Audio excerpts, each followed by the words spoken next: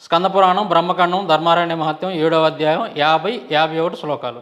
ఇక్కడ ఏమని ఉంటుందంటే, అమంగళములు అన్నిటికంటే విధవరాలు ఇంకా అమంగళమైనది.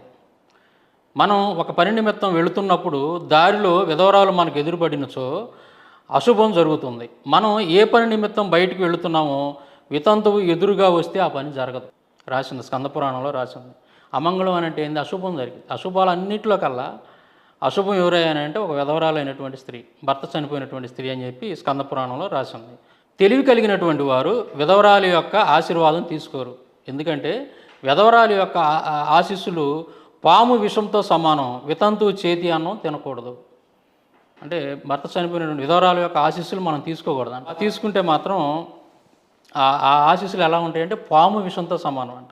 అంటే మనకి అపాయం అనమాట. తర్వాత వితంతువు చేతి అన్నం తినకూడదు. ఆవిడ అన్నం పెట్టిందంటే